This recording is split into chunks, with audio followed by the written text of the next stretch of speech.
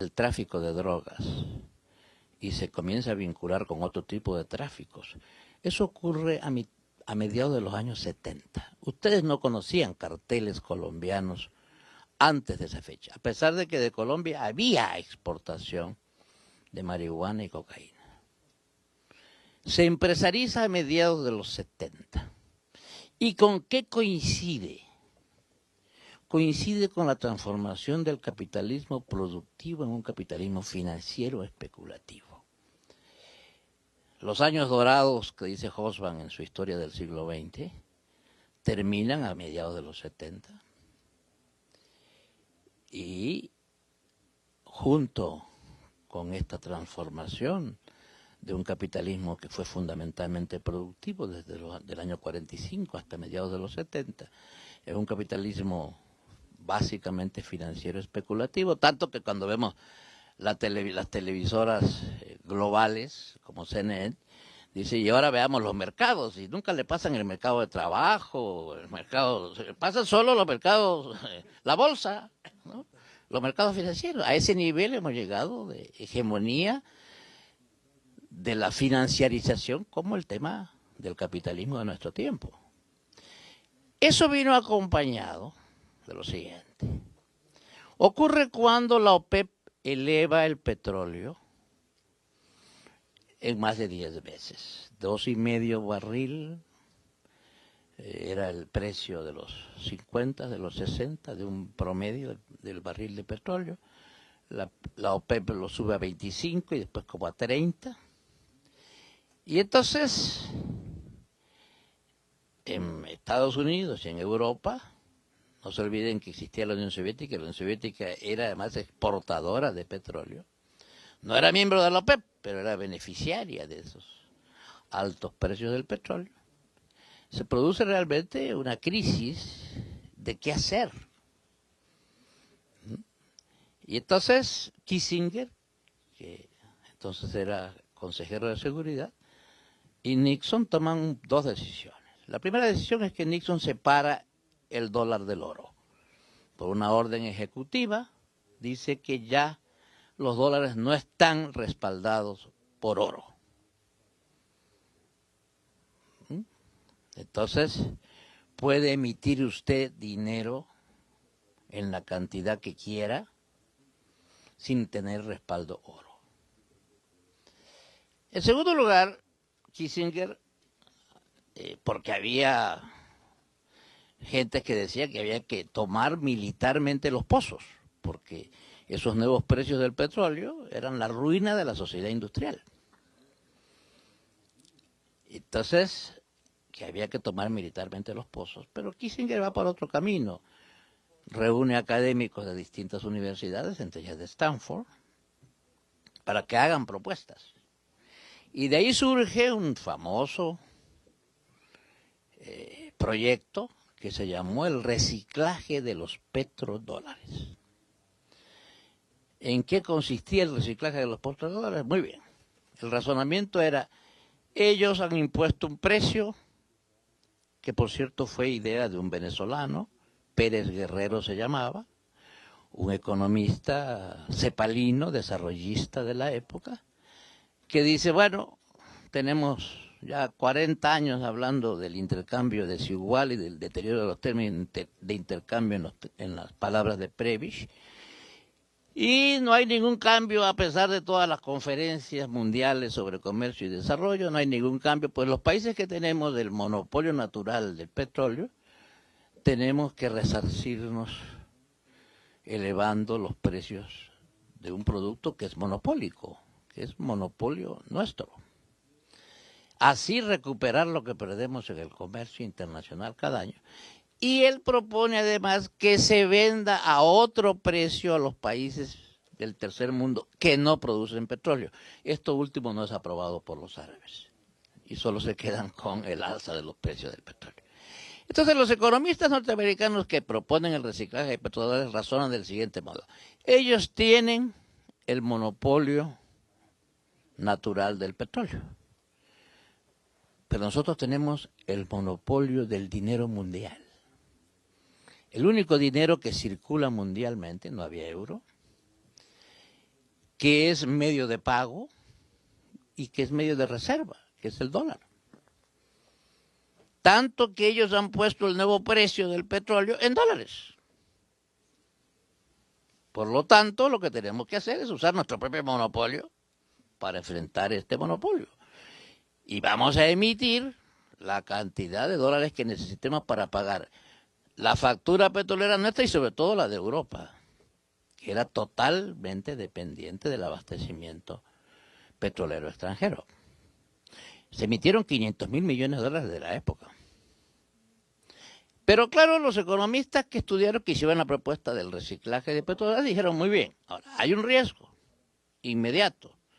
Ese riesgo inmediato es que vengan los dólares a nuestra economía. Esta montaña de dólares que vamos a imprimir y nos destruyan vía inflación. Si vuelven acá, nos destruyen la economía a través de la inflación.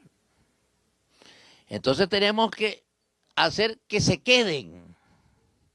Y para eso, la única forma de lograrlo es que tengamos lugares en donde los dólares, sin ser invertidos, puedan cobrar tasas de interés, juros, como dicen en portugués, tan altos o suficientemente altos como para que sea atractivo congelar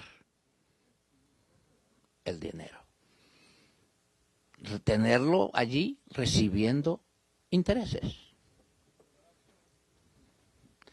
Tercero, necesitamos libre circulación del dólar.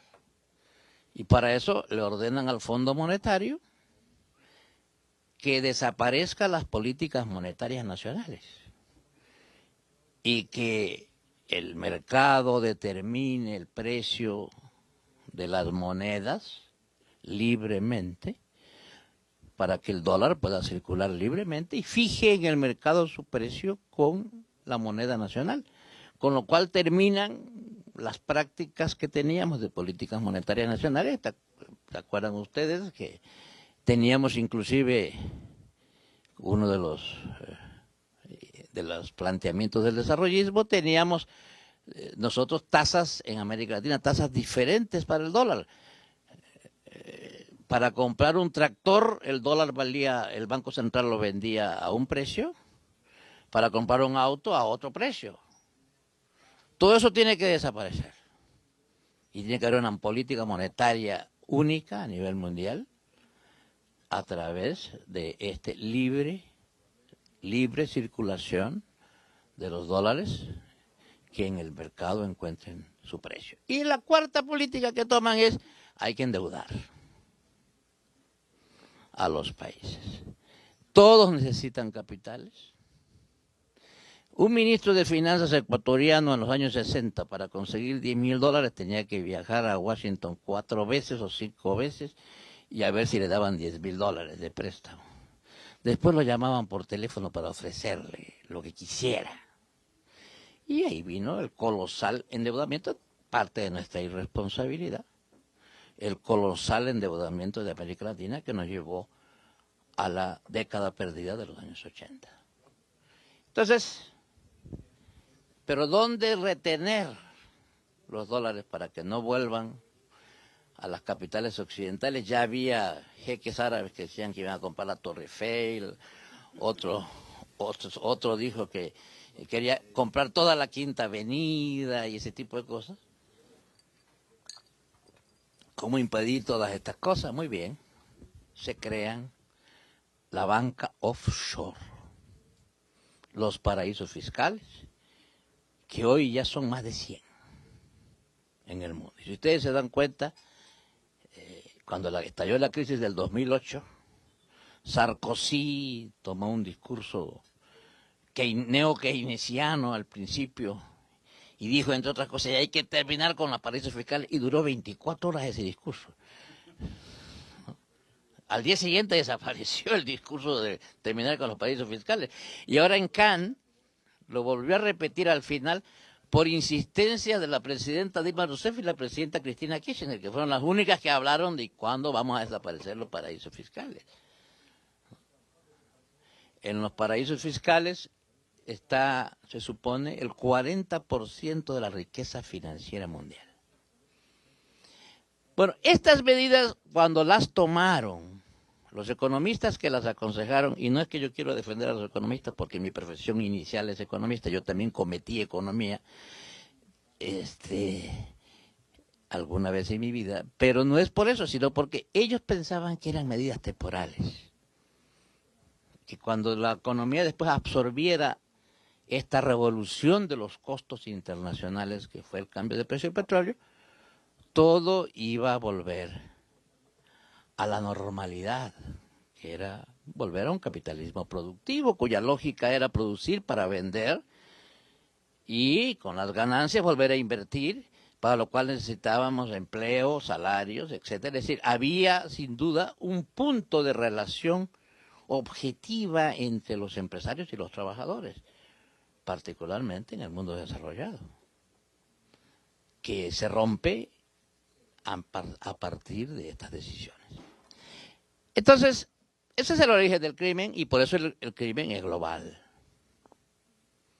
Está en todas partes y forma parte del corazón mismo del actual capitalismo financiero especulativo. De allí que administrarlo es la mejor política y no hacer de cruzados para destruirlo, porque está en todas partes. Bien, este es el fenómeno internacional, está presente en todas partes. Y tenemos nosotros también factores económicos, sociales y demográficos que son especificidad de México. Tenemos una vieja práctica y casi cultura de corrupción e impunidad, que no solo son mexicanas, pero que en México tienen asiento, yo las menciono porque son parte del problema.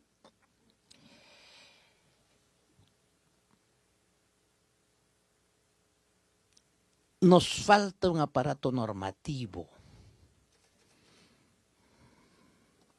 para combatir un fenómeno tan complejo como el crimen organizado.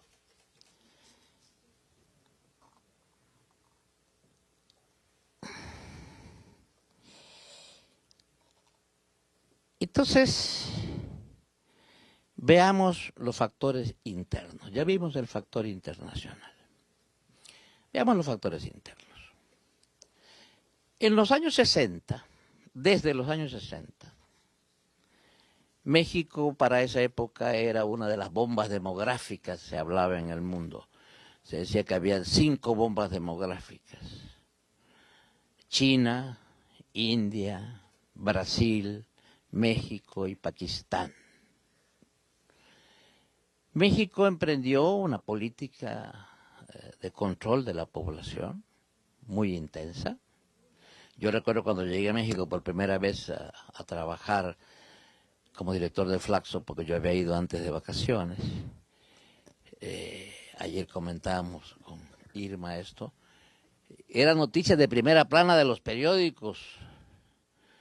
En tal municipio, un pequeño municipio de tal estado, no se está cumpliendo la baja de la tasa de natalidad. O sea, había una política de perseguir a los que no cumplían con las bajas de la tasa de natalidad. Y México tuvo éxito. Dejó de ser bomba demográfica, igual que Brasil, igual que China. Nos queda India y Pakistán, que ahí siguen con sus tasas de crecimiento demográficos muy grandes. Entonces, éramos un país de niños en términos de la composición demográfica y nos volvimos un país de jóvenes. Pero ese cambio demográfico no fue acompañado en lo que tiene que ver con las políticas económicas y sociales. porque con el paso del tiempo, un modelo desarrollista, industrialista, cuyo motor de crecimiento era el mercado interno, se transformó en un modelo cuyo dinamismo descansa fundamentalmente en las exportaciones y en las exportaciones a un solo mercado, los Estados Unidos, a tal punto que allá van el 80-85% de nuestras exportaciones. A pesar de que México es uno de los países, quizás el que más tratados de libre comercio ha firmado en el mundo. Ahí hay una incapacidad de los empresarios también. México firmó al último año de Zedillo, firmó el Tratado de Libre Comercio con la Unión Europea. Y sin embargo, las cifras de crecimiento del libre comercio con Europa son mínimas. Y el Banco de Comercio Exterior mexicano hace esfuerzos porque los empresarios busquen, se arriesguen a buscar mercados en Europa, pero ellos prefieren ir a Kentucky aunque vendan menos, porque ya les queda allí, porque ya están acostumbrados, en fin, hay un poco de falta de espíritu de frontera por parte de los empresarios mexicanos, ¿no? Entonces seguimos siendo fundamentalmente exportadores al mercado norteamericano y por lo tanto tenemos una gran dependencia del ciclo económico norteamericano. El último gobierno previo a la alternancia fue el de Ernesto Zedillo. Y Zedillo tuvo la suerte de que se encontró con el ciclo de alza de la economía norteamericana con el gobierno de Clinton. Y entonces México creció en promedio al 5% en 6 años, a pesar de que le heredó inicialmente una crisis, la crisis del 94, la resolvió relativamente rápido ese gobierno y pasó a crecer, y los últimos 2 años crecimos al 7%. Al respecto le quiero decir que tenemos algunas cifras duras. Primero, cuando Estados Unidos decrece un 1%, nosotros decrecemos 1.8%. Cuando Estados Unidos crece 1%, nosotros crecemos 1.4%. Entonces tenemos una dependencia muy clara del ciclo económico norteamericano. Y bueno, la transición democrática se inició con el ciclo depresivo de la economía norteamericana, y los últimos 10 años nuestro crecimiento promedio no pasa del 2%. Pero debo decir otra cosa. Hemos hecho estudios respecto del comportamiento de las exportaciones y el comportamiento del PIB. El último estudio que conozco es cuando cumplió 15 años, ya cumplió 20 el Tratado de Libre Comercio, pero cuando cumplió 15 años el Tratado de Libre Comercio, encontramos que las exportaciones habían crecido a la fabulosa suma de 10% promedio anual. Y en el mismo periodo el PIB había crecido al 3.8% promedio anual. Es decir, si usáramos las palabras de Prebisch, hay una incapacidad del modelo basado en las exportaciones de trasladar sus impulsos dinámicos al conjunto de la economía. Eso lo verificamos empíricamente. No tenemos el estudio, yo no conozco al menos el estudio de por qué, pero es así. Luego,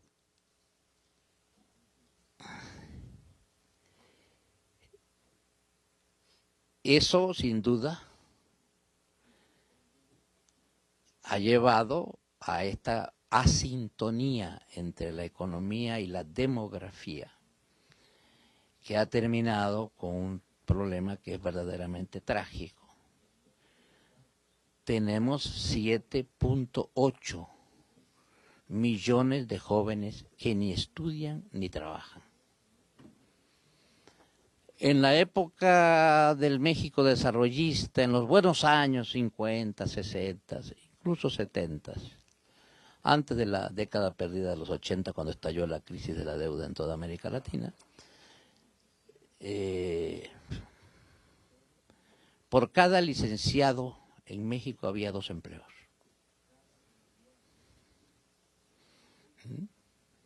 Hoy los cálculos que tenemos es de que tenemos un empleo por cada 2.5 licenciados. Esa es la realidad. Y tenemos 7.8 millones de jóvenes que ni estudian ni trabajan. Esos casi 8 millones de jóvenes, así llamados ninis, porque ni estudian ni trabajan, los llamados ninis son la base social de la reproducción del crimen.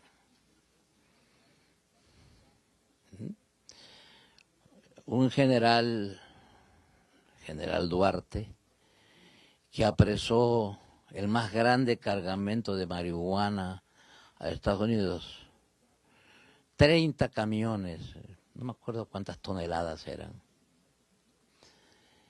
Me contó que el chofer y su guardaespaldas de todos los camiones tenían entre 18 y 25 años. Y le pidieron al ejército que por favor los encerraran en un cuartel, porque los iban a matar. Sus patrones los iban a matar. Habían perdido un cargamento increíble de drogas, pues. Y así que el ejército los tomó y ahí los tiene. Sus familias han salido de México, en fin, es todo un drama, ¿no? El que se vive, ¿no? Pero, repito, el potencial social de crecimiento del crimen es enorme.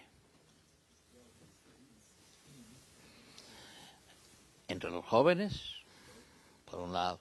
Por otro lado, tenemos una pobreza que abarca el 52% de la población. La extrema pobreza ha bajado, la extrema pobreza dentro de la pobreza, pero la pobreza, el dato de la CEPAL último nos dice que ha crecido después de la crisis del 2008 y andamos en el 52% de pobres.